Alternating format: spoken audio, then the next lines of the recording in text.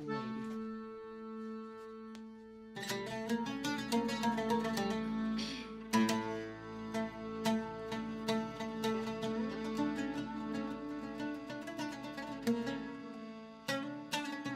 think that I'm really most excited to see just the people and the day-to-day life there, and just how people interact, and just to be able to, I don't know, really have conversations with the people there and learn what that culture's like. I think every time you go to a place, you have new encounters, even if it's somewhere you go every day. You know, we'll bring our own sort of energy and culture into it, and hopefully, you know, that only adds to the experience of Israel and the people there, but that's different too. I'm also excited to bring a lot of the material and experiences I learn in Israel into my classroom here, because I'm a teacher at the after-school program. I mean, it would be cool to see the historical monuments or the major attractions, but I kind of would really just like to see the everyday sort of walk of life. I'm very excited to go. Can't wait. Haven't been thinking about it too much. I'm trying not to think about it. I'm looking forward to seeing it with grown-up eyes, because so many things have changed. I mean, even 2 years after I went, the West Bank was closed off for tour groups. My sister wasn't able to go to the West Bank where I was. It's really exciting to be taking people there for the first time and having them go, wow, I had no idea it was going to be like this. That's when I know that we are doing a mitzvah, like really a sacred deed, by taking people there and experiencing it for themselves.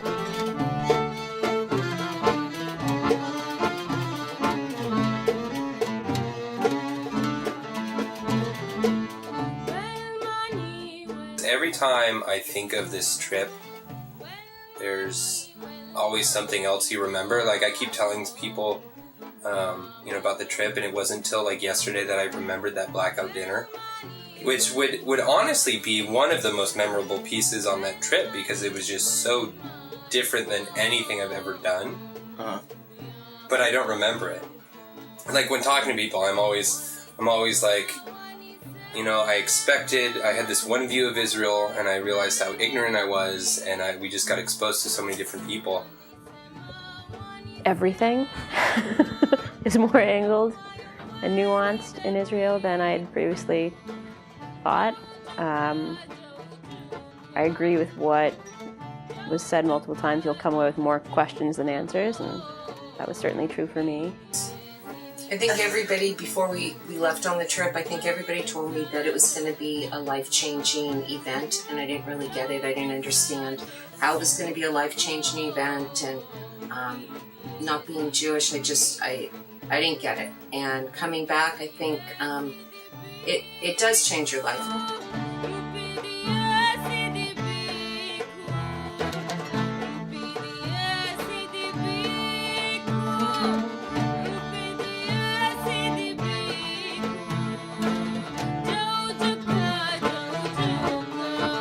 I think the most challenging day for me would be when we went to Yad Vashem. I've been there once before. I went to Israel in high school with the East Bay Federation, so we did a lot of the hot spots. But that was a really hard day for me. My family has a lot of history with the Holocaust and World War II, and I feel like it just really hit me that day. I think Yad Vashem was an intellectually challenging day for myself too. I think it was for a lot of people. It was just it was a lot to see, it was a lot to learn, there was a lot to process and think about, especially in the context of the group that we were in.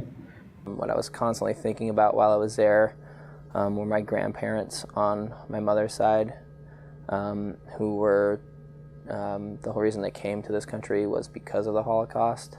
They weren't in a camp or anything like that, but just looking up my family history and reading names of great-grandparents and things like that was really challenging for me. And then the second part that was challenging for me was going through the exhibit that had to do with children, and the exhibit went through the entire list of names that they had of children that were either in concentration camps or had died somewhere during the Holocaust. So that was really emotional for me, just to hear children's names being read out loud, just because, I work with kids, and that, no human should really experience something like that, but for a child to experience something like that, really struck a chord with me about how people treat each other and the things that have happened in this world. And that was the part that for me was really challenging, was going to the Holocaust Museum.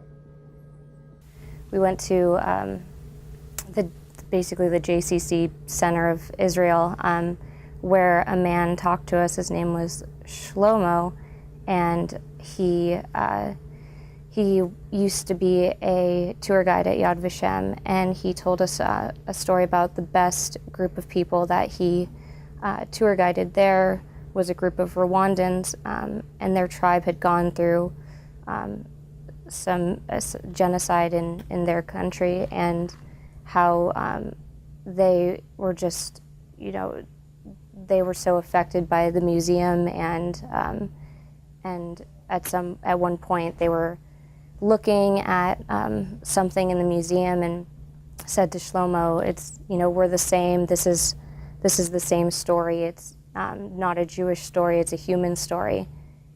One of the emotional parts for me was me feeling like I didn't have a connection to any country, and it was wonderful for, people from Israel to have that heritage and to go back, and it's 2,000 to 3,000 years old. There's history there, and there's a direct connection, and I don't have that connection.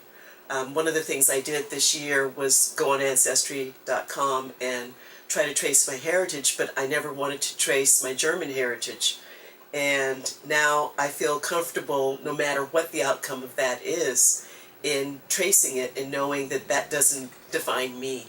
Whether, I'm related to someone that did some horrible things, that's not me, and I'm okay with it.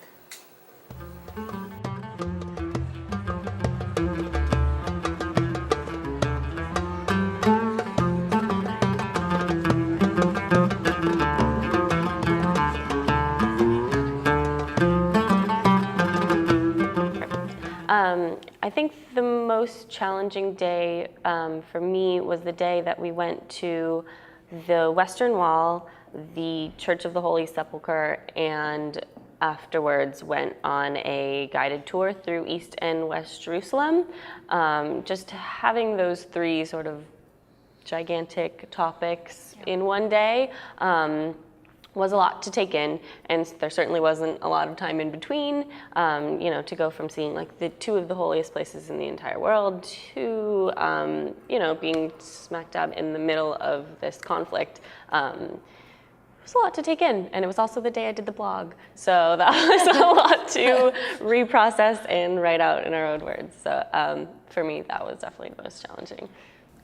Yeah, I'm gonna end up being completely unoriginal, and I'm just going to bounce back off of Courtney. And it was actually, I've been to the Western Wall, and I can't even say sepulcher correctly. So actually, for me, just in general, the entire time, it was the hardest philosophical thing was the East Jerusalem lecture. Along with that tour, which had a lot of politically challenging discussion, we had an opportunity, not really an opportunity, it's just there to get a good look at the wall. And that was intense. It's just a big, ugly wall dividing people from other people. Seeing it visually, and then seeing that giant wall, and then driving through to in the direction of Bethlehem and seeing that thing right outside of the window of the bus, it was kind of terrifying. For me, one of the most challenging moments was when we encountered a completely unplanned event in the street where we saw a Palestinian and Israeli non-governmental organization trying to have a dialogue. And surrounding this group was a group of extreme Orthodox, I think, young yeshiva students who had taken it upon themselves to drown out the dialogue as best as they could, to try and make sure that this dialogue did not take place. And insofar as the group was trying to discuss matters pertaining to peace, this seemed incredibly counterproductive and not to mention immature. And they blew whistles and they shouted and they did everything they could to disrupt this unofficial citizens dialogue. And honestly, I was fit to be tied. I was stamping my foot like Rumpelstiltskin. It really upset me. I was really focused on like trying to put it in the context of America. And I was thinking about like how Palestinians kind of have a similar experience to Black Americans, like in the 50s and 60s, But I thought it was great that we got to see those parts of the community, because those are parts of the community of our community that I saw growing up. I didn't always live in them, but I was always exposed to them by family members, by my father, by whoever. And I think just knowing what's going on and what people are living like and seeing the differences in like the way people can live even when they're only a mile apart, you have to know that and you have to see that and you have to experience it for yourself. And I thought that was great that we did that.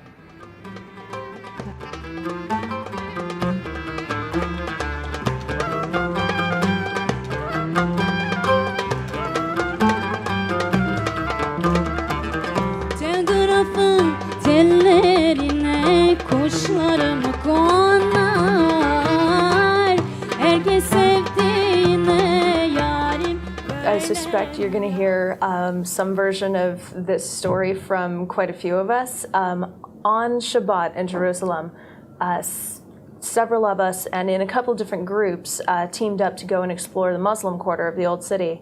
And the group I was with happened upon a particular shop where the gentleman who greeted us spoke nearly perfect English. And we said, "Wow, where did you learn your English?" And he goes, "MTV." And we spent hours in their shop talking and learning. Their family has owned that building for several hundred years. There's a Roman well in the back. And I think we were there for like an hour and a half, learning new ways to tie scarves that you'd never imagine. And just talking with the brothers about their family, and they wanted us to come back and have tea with them, and it was their mom's secret recipe, so they couldn't give it out. They were so awesome, and they were just fantastic people. And we just had, I think, some really authentic Israeli experiences that day that really stuck out to me, for sure. And to be able to have like tea and nargila in like this little cafe in what felt like a 2,000-year-old bunker, partially anxiety producing and partially one of the most memorable moments of the trip for me.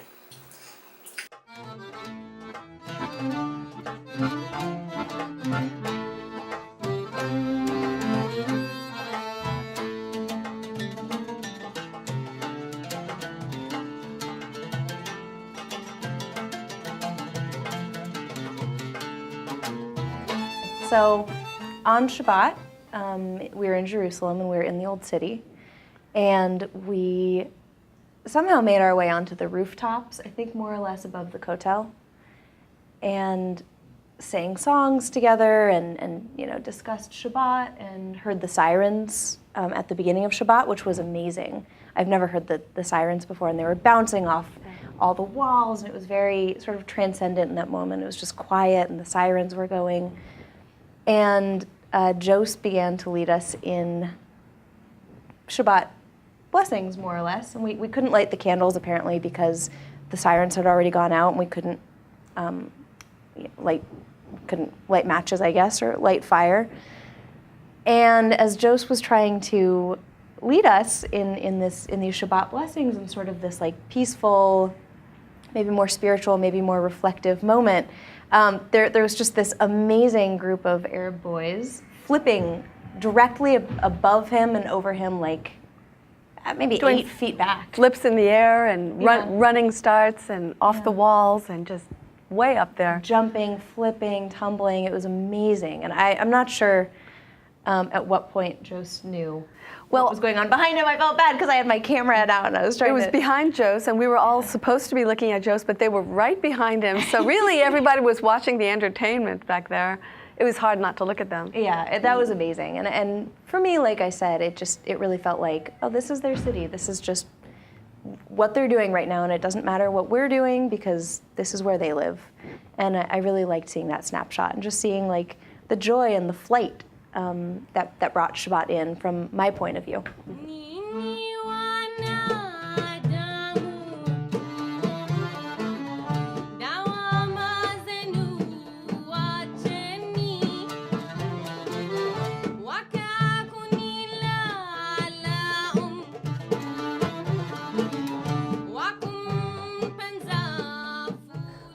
One particular story that I've told my friends since I've been back was the story about when I went skating. Just because a lot of my friends wanted to know if I went skating in Israel, because that's what I love to do. And the story that, we had Shabbat, the first half of Shabbat, that Saturday off, and I spent a little bit of time with Tawanda and Chance, going to the old city and doing some like shopping for family and stuff like that. And the second half of our time off, I wanted to go skateboarding, and at that point I hadn't done it in about a week, so I was kind of like really wanting to go skateboarding to sort of just disconnect for a minute and sort of just be on my own and be in my own world. And a car pulled up right next to him, and they said, "Hey, get in, we're going skateboarding." And he did. And they turned out to actually, I think one of them had been to San Francisco. He wrote like a magazine about it and something like that. And he just was so trustworthy. There's just a bond between skateboarders that's just something in the culture. There must be, yeah. Yes. It was awesome. I met all these guys and learned that this one individual had just spent 2 months in San Francisco and the Pacific Northwest traveling around skateboarding, and so we were able to bond through that and just the unwritten language of skateboarders and them not really thinking about any political or religious sort of context and just being like, "Hey, you want to go skate? Like, come with me. Don't worry about it." Was really nice. And I keep thinking about it now where I don't know if I would have done that. Like if I was driving down the street and I would have just stopped and picked up somebody and, had them go with me. But I was glad that I had that experience and met those guys and connected with them through Facebook and stuff now. And it was an awesome experience. And it's one of the experiences I will probably never forget.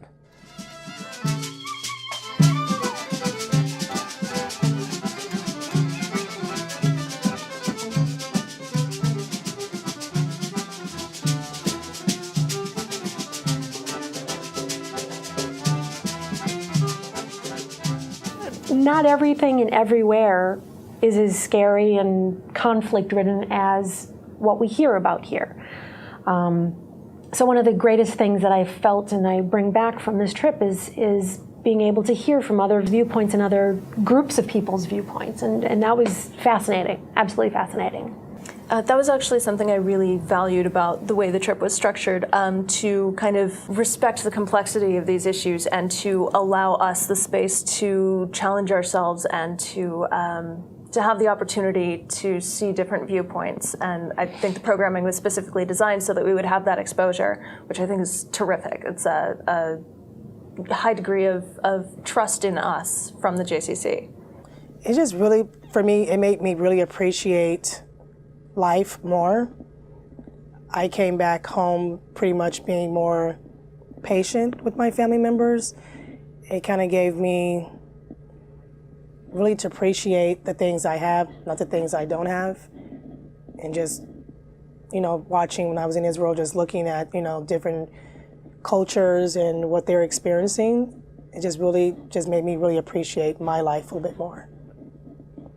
I mean, I guess, I don't know if this makes sense, but I mean, if anything, maybe I was inspired by the 50 different points of view about, you know, everything, about the politics and how you can only get married in Israel if you're proven to be Jewish by Orthodox rabbis, and how the LGBT community is just pretty much only now coming out in the last 10, 15 years, and you're thinking like, whoa, really? It's the 21st century, but that's how it is. And I think for the first time, I really, really got it, what it means for there to be a place on this earth where Jewish people can just live in peace and not have to fear anyone or anything. So all the political connotations of that aside, I just think it's important to understand that, and I got it then.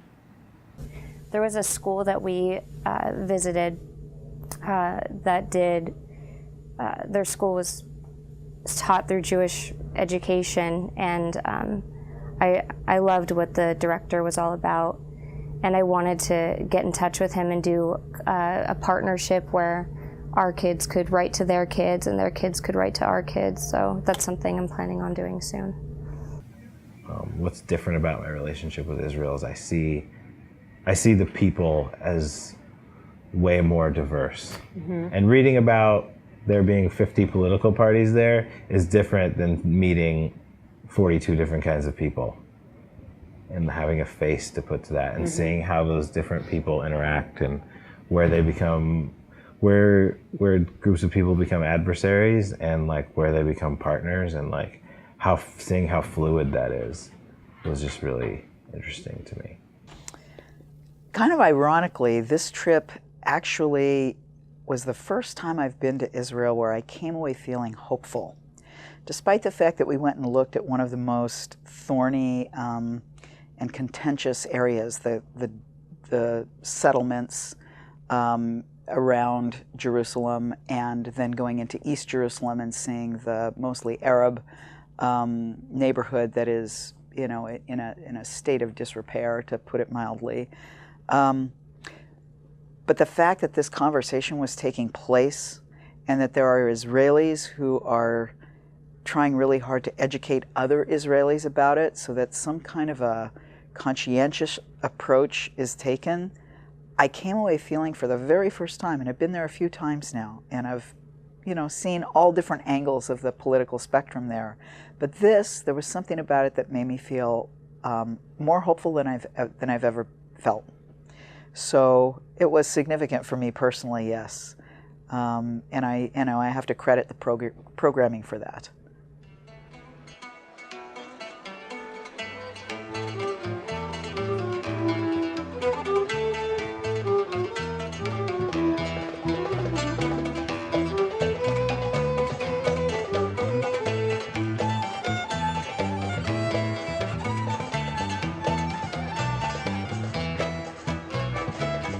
Demedim, kuş demedim, Leyla annem.